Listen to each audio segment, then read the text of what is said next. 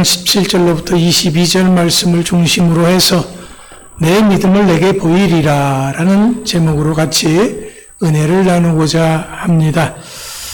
자, 우리가 무엇을 믿는다는 것, 이거 참 중요합니다. 왜냐하면 그 믿음이 내 삶을 변화시키기 때문에 그렇습니다. 그 믿음이 나로 하여금 내가 믿는 그 믿음을 위해서 수고하게 하기 때문입니다. 오늘 우리는 믿음의 사람들입니다. 우리는 예수 그리스도의 십자가의 죽으심으로 말미암아 구원받아 하나님의 자녀가 된 사람들입니다. 하지만 중요한 것은 이런 사실보다도 이런 사실을 내가 믿고 사는 삶입니다. 성경의 모든 말씀을 믿는 것 중요합니다. 더 중요한 것은 그 믿음으로 사는 것이기 때문입니다. 하나님은 우리들에게 명목상의 믿음을 가지고 사는 것보다는 믿음으로 살기를 원하십니다. 여러분 모두가 명목상에 나는 믿는 사람이야 하고 교회만 왔다 갔다 하고 또 직분만 가지고 있는 것이 아니라 여러분이 알고 믿는 그 말씀으로 살아갈 수 있는 여러분들 되시기 바랍니다. 예를 들어 봅시다. 우리가 무슨 일을 하게 되면은 돈이 된다는 걸 알고 있습니다. 좋은 직장에 취직해서 열심히 일하면 돈을 벌게 되죠. 하지만 이런 사실을 아는 것만 가지고서는 내가 돈을 벌어지는 것은 결코 아닙니다. 이런 사실을 알면은 내가 어떤 회사라도 취직을 해야 되고 열심히 일하고 인정받아야 되죠. 그럴 때 돈을 벌게 되는 것입니다. 그러니까 우리가 아는 것만 가지고 내가 행복한 삶을 살아지는 것은 결코 아니다라는 거죠. 알기 까닭에 움직여야 합니다. 수고해야 합니다. 이것은 무슨 일을 하든지 마찬가지입니다. 이것은 신앙에도 그대로 적용되는 이론입니다. 자, 우리가 무엇을 믿는다고 한다면 그 믿음을 위해서 수고하기 마련이죠. 그렇다면 우리는 지금 뭘 믿고 있습니까? 내가 그 믿음을 위해서 어떤 수고를 하고 있습니까? 수고한다는 것은요, 그 믿음에 힘을 실어주는 것입니다. 그러니까 내가 믿음에 힘이 있고 내 믿음에 능력이 있으려면 일을 해야 된다는 거죠. 문제는 나의 믿음이 어디에 근거를 둔 믿음이냐라는 거예요. 내 믿음이 세상에 근거를 둔 믿음입니까? 세상의 어떤 이론, 철학, 또 사상에 근거를 둔 믿음이냐라는 거예요. 관습에 근거를 둔 믿음이냐라는 겁니다. 아니면은 내 감정, 내 생각입니까? 아니면은 하나님의 말씀입니까? 어디에 근거해서 얼마만큼 수고하고 있습니까? 지금 내 믿음이 세상에 근거를 둔 믿음이라고 한다면 그 믿음 까닭에 세상을 사랑하고 세상을 위해서 수고할 것입니다. 그래서 세상이 주는 것을 얻게 될 것입니다. 내 감정, 내 생각 역시 마찬가지입니다. 이것이 내 믿음의 근거라고 한다면 이것을 위해서 수고하고 내 모든 것을 거기에 쏟아부을 것입니다. 그래서 뭔가를 이룰 것입니다. 이런 것도 아니고 내 믿음이 하나님의 말씀에 근거를 둔 믿음이라면 그 말씀을 이루기 위해서 수고할 것입니다. 거기에 내 모든 것을 아낌없이 헌신할 것입니다. 여러분, 세상은 우리가 어떤 믿음을 가지고 살고 있느냐 하는 거 관심 없어요. 내가 세상에 근거를 둔 믿음을 갖든지 아니면 내 생각에 근거를 둔 믿음을 갖든지 그런 거 관심 없습니다. 그렇죠? 수고한 대로 대가를 얻을 것이고 그 대가로 세상을 살아갈 것이다라는 거예요. 하지만 우리가 살아가는 것이 이 세상만이 아니라면 그때서부터는 문제가 달라지는 것입니다. 왜냐하면 그때부터의 기준은 세상도 내 생각도 내 감정도 아니기 때문입니다. 오직 하나님의 말씀이 되기 때문에 그렇습니다. 여러분들은 하나님의 말씀을 믿습니까? 잘하시는 겁니다. 아주 훌륭한 선택을 하신 것이죠. 그렇다면 어떤 하나님의 말씀을 믿습니까? 사실 이런 질문은 잘못된 거예요. 어떤 하나님을 말씀을 믿느냐고 하는 것은 이건 잘못된 겁니다. 왜? 우리는 하나님의 말씀을 취사 선택하는 믿음을 가질 수 있는 그런 자유가 있는 사람이 아닙니다. 우리는 하나님의 말씀의 성경을 다 믿어야 합니다. 물론 하나님의 말씀은 때로는 내게 달콤한 말씀도 있고 쓰디쓴 약과 같은 말씀도 있습니다. 또 때로는 아주 아프고 힘든 말씀도 있습니다. 도저히 순종하기 어려운 말씀도 있습니다. 그런데도 만약 우리가 취사 선택해서 그 말씀을 믿는다면 이거는 잘못된 거지요. 그런데 그렇게 하는 사람이 있습니다. 예를 들면은 어떤 도둑이 좋아하는 말씀이 있어요. 도둑이 좋아하는 말씀이요? 시편 18편 29절 말씀이에요. 내가 주를 의뢰하고 적군을 향해 달리며 내 하나님을 의지하고 담을 뛰어 넘나이다. 이것은 그가 매일 밤 남의 집 담을 넘을 때 의지한 말씀이다라는 거지요. 이런 믿으면 안 된다라는 겁니다. 내가 원하는, 내가 좋아하는 말씀만 받아들이면 안 되는 거지요. 우리는 모든 말씀에 다 순종해야 됩니다. 그렇다고 해서 바리새인과 같이 해서는 안 됩니다. 사실 바리새인들은요, 하나님의 말씀을 절대적으로 믿었던 사람들이에요. 바벨론 포로 시절에 자신들의 삶을 돌아보면서 뼈저리게 느낀 것이 하나님의 말씀에 대한 불순종이었기 때문에 그렇습니다. 지금 자신들이 하나님의 선택한 땅인 가나안 땅에서 사는 것이 아니라 이렇게 바벨론 땅에서 눈물을 흘리면서 사는 그러한 이유는 하나님의 말씀에 불순종했기 때문이다라는 거죠. 그래서 그들은 하나님의 말씀, 특별히 모세 오경 말씀을 철저하게 조사를 했습니다. 하라는 것과 하지 말라는 것을 다 추렸습니다. 그것이 613개입니다. 그래서 하라는 것 248개를 철저히 지켰습니다. 하지 말라는 것 365개를 철저히 배척했습니다. 이렇게만 보면 그 누구도 따라갈 수 없는 아주 훌륭한 신앙인들입니다. 그런데 이런 바리새인들을 향해서 예수님은 비난을 하셨습니다. 이들을 향해서 회칠한 무덤이라고 야단을 치셨습니다. 왜? 왜 이런 말씀을 하셨습니까? 이들은 하나님의 말씀의 진실한 의미를 망각한 채 겉으로만 따르는 것이었기 때문에 그렇습니다. 하나님의 말씀을 믿고 따르는 삶이 아닌 사람들에게 보여주기식 믿음이었기 때문에 그렇습니다. 이것이 오늘 우리들을 향하신 하나님의 책망이기도 한 것입니다. 우리들 역시 신앙생활을 오래 하다 보면은 매너리즘에 빠지게 됩니다. 자기 생각 속에 빠지게 되는 거죠. 이렇게 살다 보면 결국엔 하나님이 원하시는 그런 순종의 믿음을 잃어버리게 됩니다. 껍데기 믿음의 사람으로 바리새인과 같이 보여주기식 믿음의 사람으로 전락하기 쉽다라는 거지요. 야고보 사도는 오늘 말씀에 그래서 이런 믿음에 대해서 말씀하고 있는 것입니다. 행함이 없는 보여주기식 믿음은 올바른 믿음이 아니고 헛된 믿음이라고 강력하게 말씀하시는 것입니다.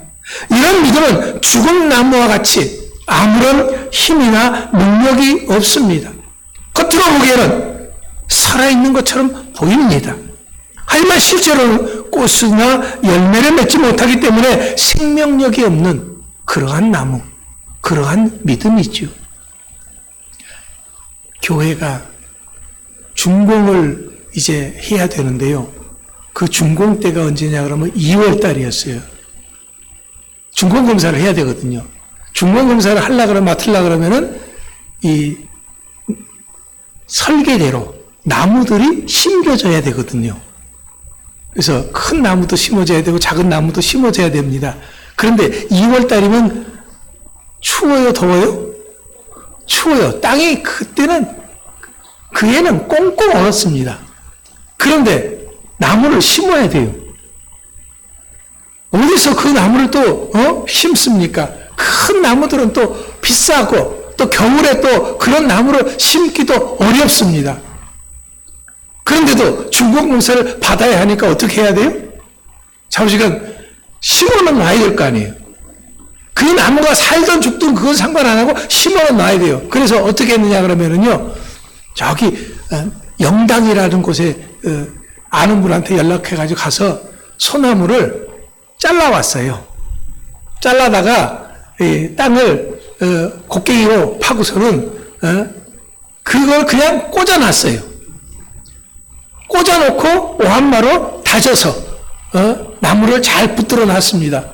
자, 그러면 겨울이니까 이파리가 금방 져요, 안 져요? 안 지죠. 금방 안 지죠. 겨울인데 그대로 잘 있지요. 한동안은 그대로 있어요. 여름 같은 거는 금방 시들어 버릴 텐데 겨울이니까 그대로 잘 있는 거예요. 그러니까 와서 봤을 때는 소나무도 잘 심어져 있고 다른 나무들도 잘 심어져 있으니까 오케이 된 거예요. 그런데 그러고서는 이제 봄이 되면 어떻게 돼요? 그 나무는 그제 낙엽이 다 져버리고 아무런 이파리가 새로 나질 않는 거죠. 왜? 그 나무는 뿌리가 없는 죽은 나무였다라는 거죠. 행함이 없는 믿음이 바로 그런 나무와 같다라는 것입니다. 그렇기 때문에 야고보 사도는 행함이라는 것은 믿음으로부터 온 열매다라고 했습니다. 결코 믿음과 행함은 서로 분리해서 나타날 수 없습니다. 믿음 없이 결코 행함이라는 결과가 입증될 수 없습니다. 단순히 입술의 고백만 한다고 해서 그 실체를 입증할 수 있는 것도 아니기 때문입니다. 그래서 야고보 사도는 그 반대자들에게 나는 행함으로 내 믿음을 네게 보이리라 라고 담대하게 선포했던 것입니다. 이것은 단순히 입술로만 고백하는 것이 아니라 살아있는 믿음의 실체를 증거하겠다라는 거죠. 행함이 구원의 도구가 아니라 믿음의 증거임을 시사하는 것입니다. 이런 외침이 오늘 우리들에게도 있어야 돼요. 우리의 믿음이 나는 믿음의 사람이야. 나는 그렇기 때문에 이렇게 살아 하고 분명하게 보여줄 수 있어야 한다는 겁니다. 그렇다고 해서 바리새인들처럼 보여주기식 믿음으로 살라는 것은 아니지요. 그 누구에게도 내 믿음이 어떠한가 하는 것을 내 삶을 통해서 보여줘야 돼요. 왜? 우리는 산 믿음의 사람들이기 때문에 그렇습니다. 계속해서 야고보 사도는요, 다시 하나님의 말씀을 믿는 그런 믿음만을 고백하는 자들의 주장에 대해서 언급합니다. 이 사람들은 행함이 없고 오직 믿음만을 주장하는 사람들이에요. 그런데 그들은 아는 것이 참 많아요. 이들의 주장은 하나님이 한 분이신 것을, 즉 유일신을 믿는 믿음에 그들은 야고보 사도 역시 동의합니다.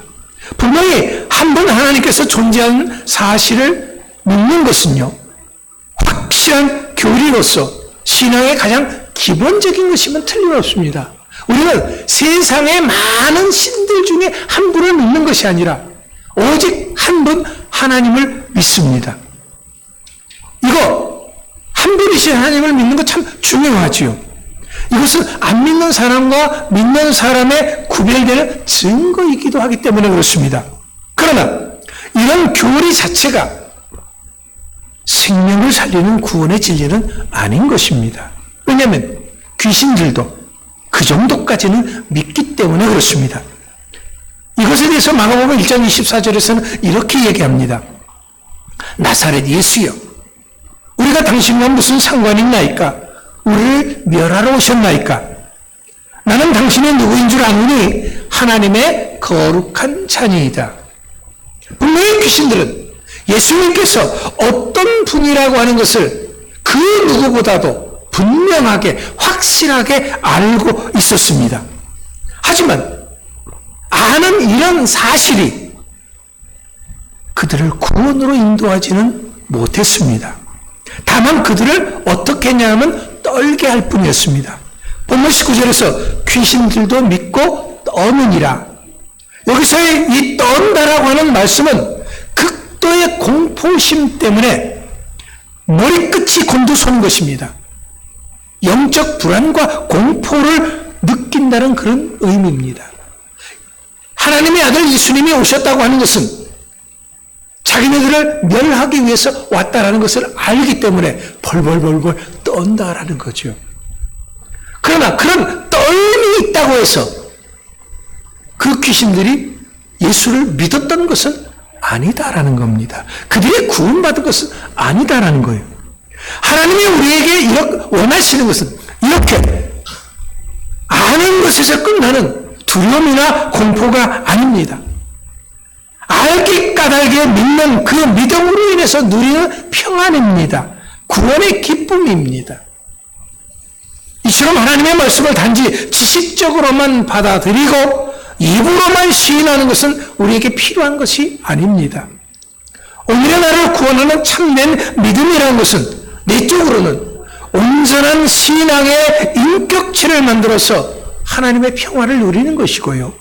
외적으로는 믿음에 대한 행함이 나타나는 것입니다. 자, 하나님의 말씀 하나만 예를 들어봅시다. 하나님은, 우리 주님께서는요, 자, 주는 것이 받는 것보다 뭐하다 그랬어요? 행복하다 그랬어요. 자, 그러면 우리는 그 말씀을 실천합니까? 우리가 몇 주 전에도 말씀을 드렸어요. 아무것도 염려하지 말고 뭐 하라고요? 기도하라 그랬어요. 그러면 여러분들은 그 말씀에 순종해서 기도하십니까? 염려하지 않는 삶을 살아가고 있습니까? 중요한 것은 아는 게 아니라니까요. 믿고 그대로 행하는 거예요. 괜찮아. 하나님께서 나 지켜주신다고 했으니까 믿는 거지. 예, 믿음으로 행하는 겁니다. 그러면서 야고보 사도는 행함이 있는 믿음의 사람을 한 사람 소개합니다. 자, 그 사람의 이름이 누구냐면요, 그들의 조상되는 아브라함입니다. 아브라함은 믿음의 조상이 되고 그 믿음을 인정받는 것은 단순히 하나님의 말씀을 받아들였기 때문이 아닙니다. 하나님의 말씀에 순종했기 때문에 그렇습니다.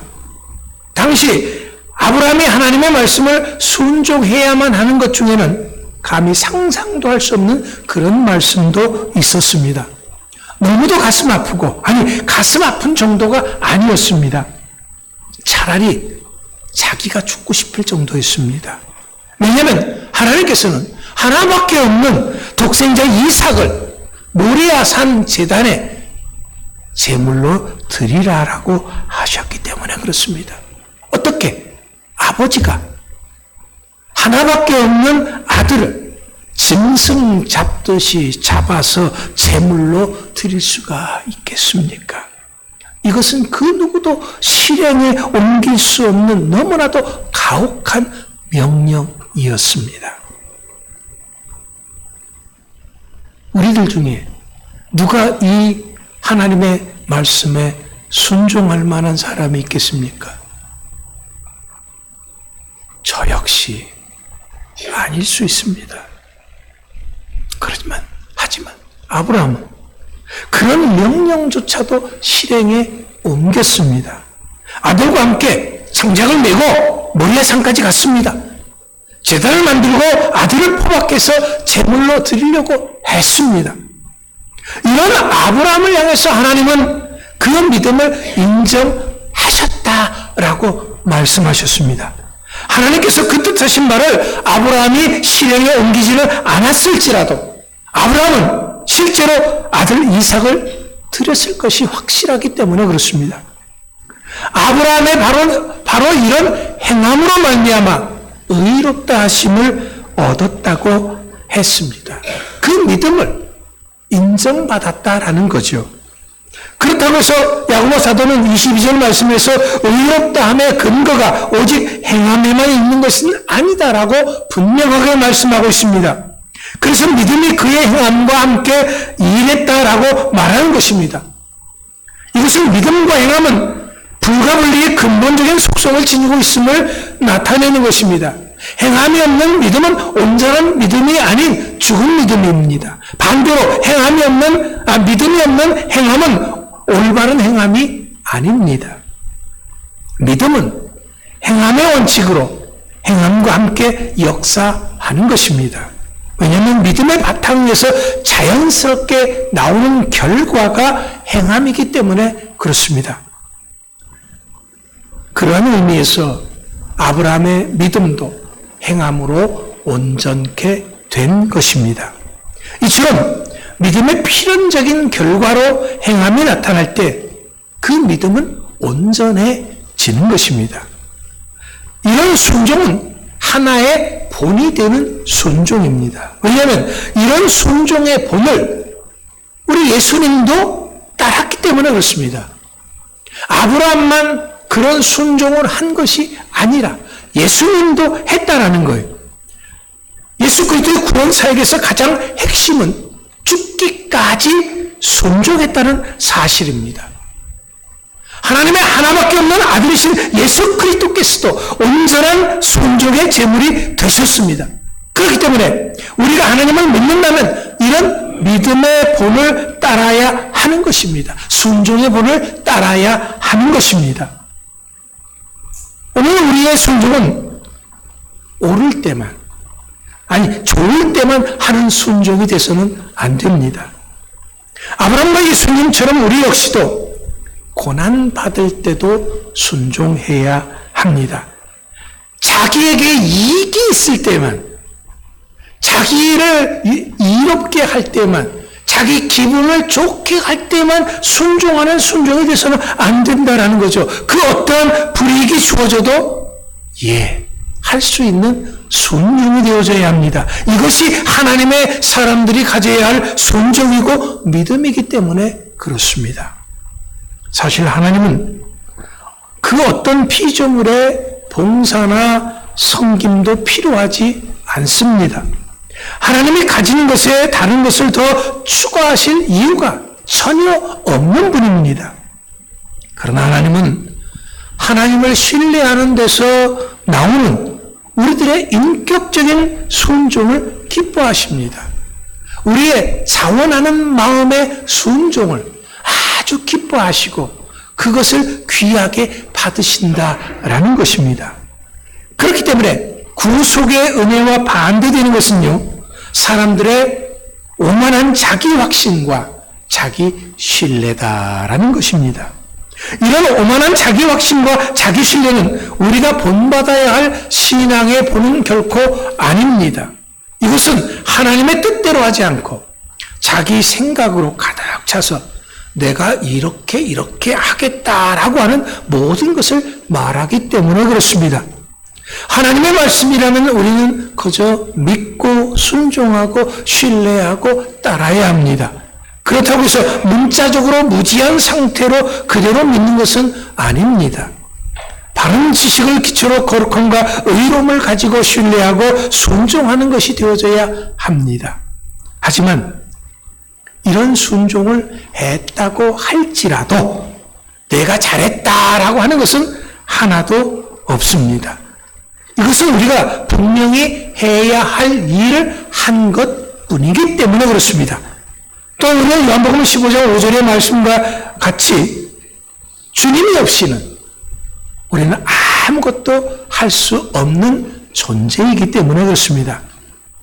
사랑하는 성도 여러분, 하나님은 우리들의 행위와 외적 모습만을 보는 것은 결코 아닙니다. 행동하는 그 사람의 마음까지도 보십니다. 하나님은 성림을 행할 시간의 길이를 보기보다는 자기 종의 신실함과 마음의 자세와 부지런함을 보십니다. 그렇다면 오늘 우리들의 모습은 어떻습니까? 아직도 자기 확신에서 믿고 순종하십니까? 아닙니다. 하나님의 말씀을 순종하고 이루기 위해서 여러분들은 어떤 수고를 하고 있습니까? 아브라함과 같은 수고를 하고 있습니까? 아니면 예수님과 같은 수고를 하고 있습니까? 수고를 하고 있다면 아주 잘하는 것입니다. 하나님은 우리를 사랑하심에 있어서 보여주기식 사랑은 아니었습니다. 하나님께서 독생자 예수 그리스도를 이 땅에 보내시고 죽게 하시기까지 하신 그 모든 것은 말이 아닌 행동으로 사랑하셨기 때문에 그렇습니다. 그렇다면 이제 우리가 이런 하나님의 사랑에 삶으로 응답할 차례입니다. 그 사랑을 오늘 나의 삶 속에서 이루기 위해서 수고할 시간이다라는 것입니다. 이 가을 우리는 이제 하나님의 사랑 앞에 행함이 있는 믿음의 사람으로 거듭날 수 있게 되기를 축원합니다. 기도합니다.